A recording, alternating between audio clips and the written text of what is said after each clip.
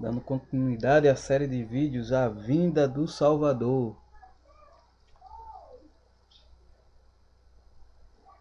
Vamos reiniciar aqui do verso 32 do capítulo 24 de Mateus. Aprendei, pois, a parábola da figueira, quando já os seus ramos se renovam, e as folhas brotam, sabeis que está próximo o verão.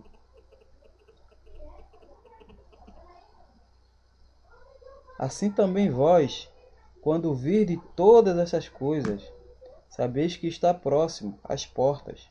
Em verdade vos digo que não passará esta geração sem que tudo isto aconteça. Muitos ateus e incrédulos se baseiam por não entender e por o sistema não explicar de fato o que a Escritura quer nos passar. Muitas vezes eles alegam que o Salvador não cumpriu com a sua palavra, levantando a seguinte questão: tá vendo? Tudo isso acontece, tudo isso até agora não veio.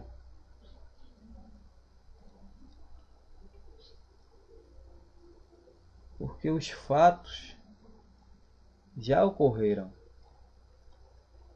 e está relacionado àquela geração. Porque mais embaixo é claro quando ele diz: em verdade vos digo que não passará esta geração sem que tudo isto aconteça. Passará o céu e a terra, porém as minhas palavras não passarão. Mas a respeito daquele dia e hora, ninguém sabe, nem os anjos dos céus, nem o Filho, senão o Pai. Pois assim como foi nos dias de Noé, também será a vinda do Filho do Homem. Porquanto assim como nos dias anteriores ao dilúvio, comiam e bebiam, casavam-se e davam-se em casamento, até o dia em que Noé entrou na arca, e não o perceberam, senão quando veio o dilúvio e os levou a todos. Assim será também a vinda do Filho do Homem. Então 2 estarão no campo, um será tomado e deixado o outro. 2 estarão trabalhando no moinho, uma será tomada e deixada a outra. Portanto, vigiai, porque não sabeis em que dia vem o vosso Salvador. Mas considerai isto: se o pai de família soubesse a que hora viria o ladrão, vigiaria e não deixaria que fosse arrombada a sua casa. Por isso ficai também vós apercebidos, porque a hora em que não cuidais, o Filho do Homem virá. É algo, meus amados, que vai ser repentino.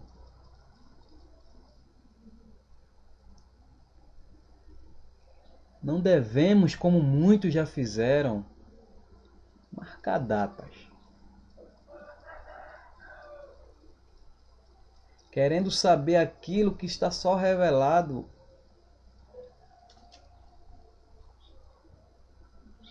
ao Pai. Só o Pai sabe o dia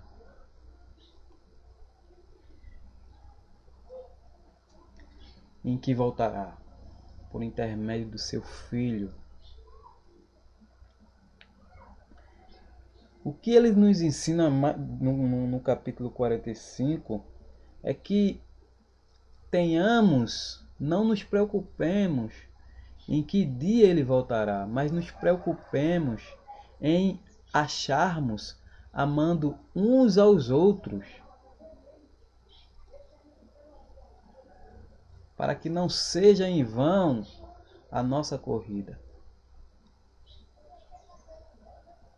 Quem, pois, é o servo fiel e prudente a quem o Criador confiou os seus conservos para dar-lhe o sustento a seu tempo? Bem-aventurado aquele servo a quem seu Salvador, quando vier, achar fazendo assim, amando uns aos outros. Não tem nada relacionado à religiosidade, mas sim amando ao seu semelhante, amando o seu próximo como a si mesmo, como eu já abordei nos vídeos anteriores.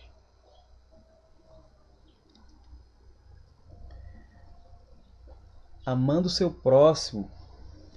Em verdade vos digo que lhe confiará todos os seus bens. Mas se aquele servo, sendo mau, disser consigo mesmo: o meu Criador demora-se, e passar a espancar os seus companheiros e a comer e beber com ébrios, virá o Salvador daquele servo em dia que não o espera e em hora que não sabe, e castigá-lo-á, lançando-lhe a sorte com os hipócritas. Ali haverá choro e ranger de dentes. Ou seja, quem não amar o seu próximo, esse nunca nasceu de algo.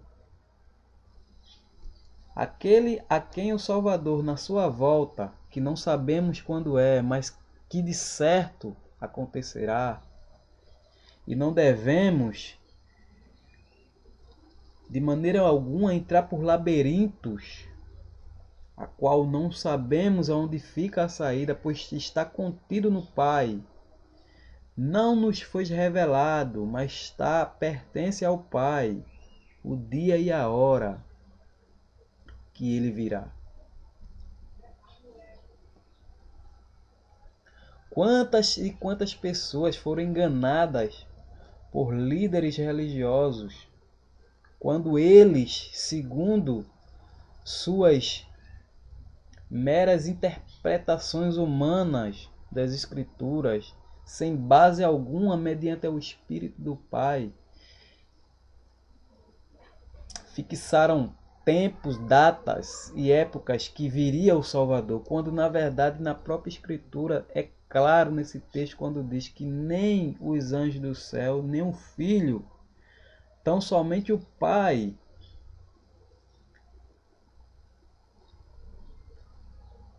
Quando ele se refere ao Filho, ele está falando de sua humanidade quando estava na terra.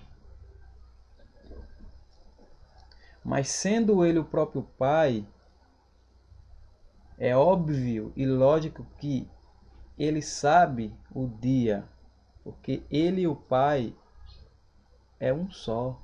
Ele sabe o dia que ele virá. Mas aqui ele está falando como um homem, carne. Espero que os amados tenham entendido essa colocação que eu expus.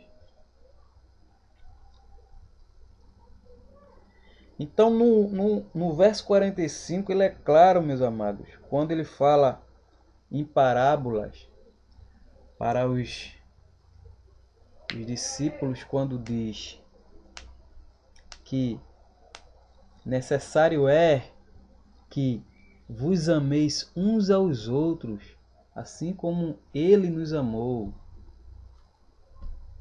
E necessário é sermos encontrados dessa maneira, amando uns aos outros.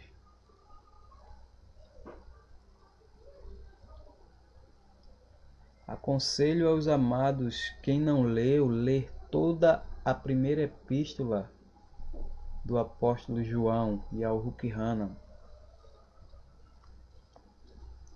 Fala justamente sobre o amor ao próximo. E na mesma epístola fala que primeiro ele nos amou. Não que nós tenhamos amado a algo, mas ele é que nos amou. E a partir desse amor, a qual ele nos amou e abriu o nosso entendimento em relação à sua vontade, nós passamos a desenvolver esse mesmo amor a qual ele primeiro nos amou.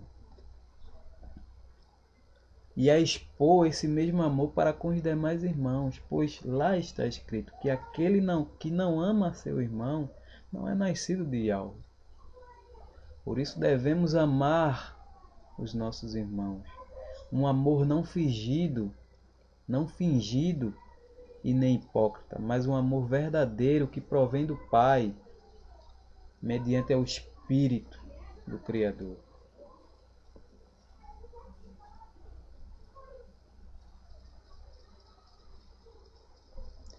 Eu espero por meio desses vídeos ter exposto e esclarecido muitas das dúvidas que muitos amados irmãos têm.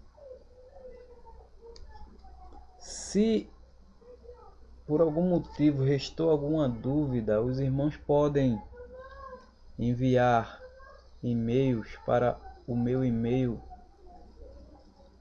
que tem por endereço adenilson-32@hotmail.com, que com o maior prazer eu responderei aos e-mails dos amados irmãos. Agradeço pela atenção que todos têm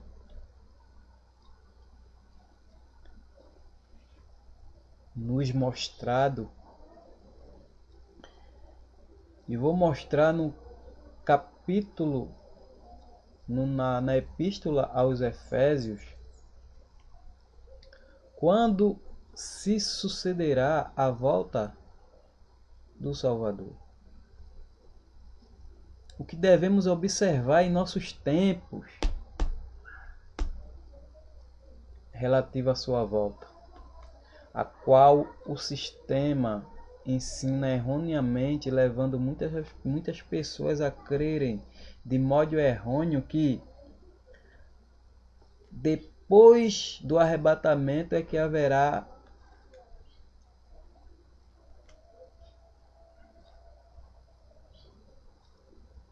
o aparecimento do iníquo. É o que é se ensinado pelo sistema, que após o arrebatamento é que se sucederá fatos relacionados no livro de Apocalipse, que está acontecendo em nossos tempos.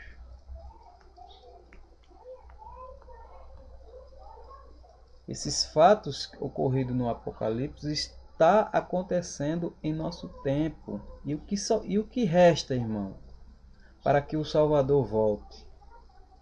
O que resta é aparecer o iníquo, o filho da perdição, que está a caminho, está sendo formado. Ele vai surgir, mais cedo ou mais tarde ele vai surgir. Eu não posso determinar dia nem tempo, mas ele vai surgir. Eles estão trabalhando para isso, o sistema está trabalhando para isso. E ele vai surgir. E no próximo vídeo eu vou abordar aos irmãos a questão do que devemos estar apercebido em relação à volta de nosso Salvador.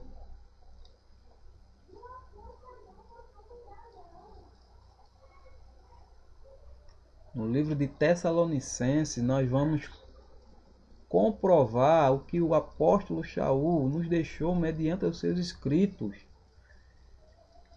E gostaria que os amados lessem toda a epístola de 2 Tessalonicenses para entender o que o apóstolo Shaul quer nos passar.